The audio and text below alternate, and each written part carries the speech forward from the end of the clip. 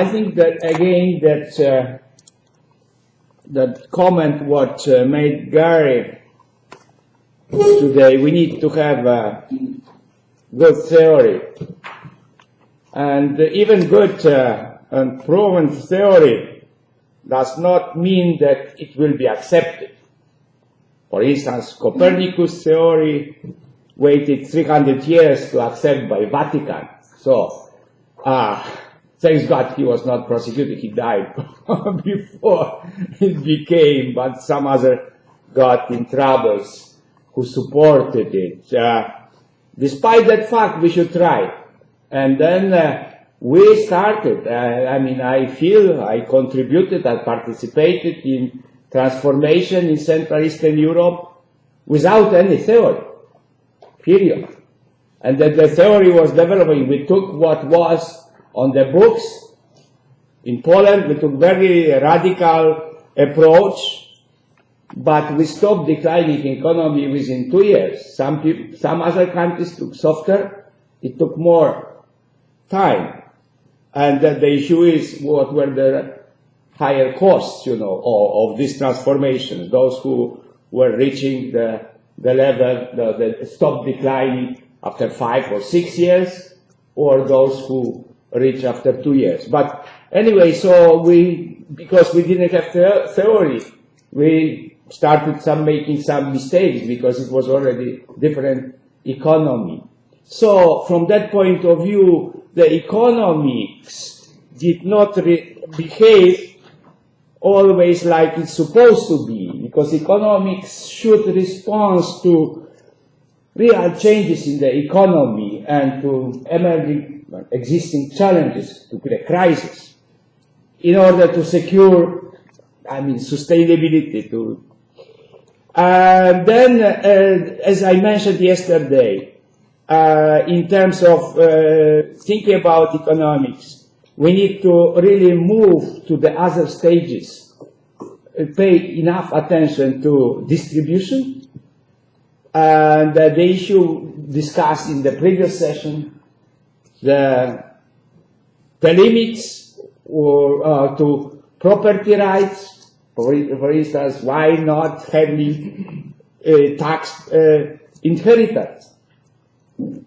Because, you know, I mean, this is something what perpetuates the system, does not give the same opportunities for human capital, newcomers. And then we should also work on the consumptions and how we define this and what are the incentives for sustainable consumption. This is what we need to have, that type of discussion in the economics. In terms of the challenges, we see that the economists responded in creating type of applied economics.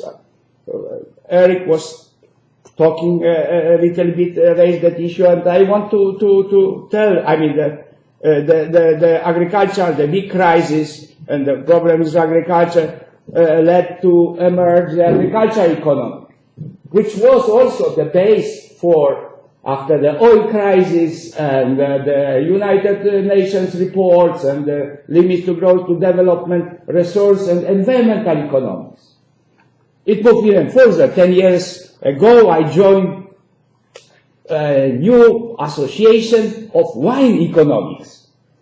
So I mean, this is not about wine production, but on investing in wine brands. Robert Stallings, one of the leading environmental economists, initiated this group. It boomed as the association of wine economics. But the responses to the new, I mean, we have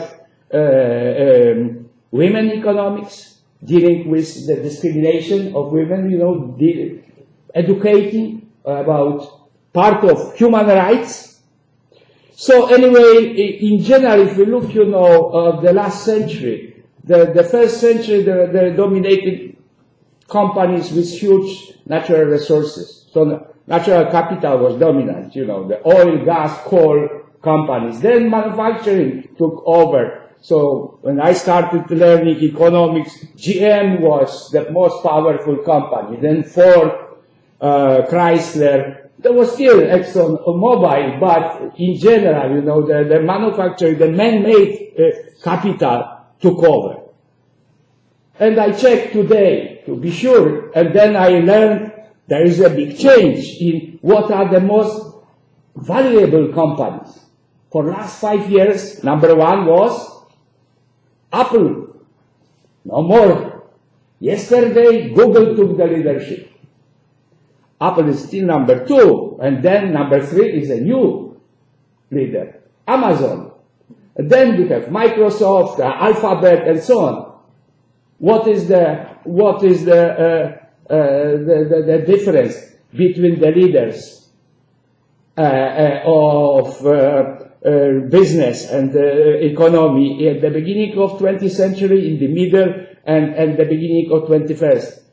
This is completely different capital. We move from material capital to non-material capital, to human and social. Because what does it mean, brands? Value of the brands. It means, you know, this is the human and social capital base. This is trust-based. Period. We need to think also about, we are talking about economics, about the value of our institutions. How they protect fair market. The market without appropriate institutions is getting damaging. Period. So this is why we need to teach about values of institutions, value of social capital, and value of democratic rules. Okay, so this is something what is the responsibility for academia to shape the new human capital and build, introduce the soft skills which will lead to developed collaboration and build social capital. Thank you for your attention.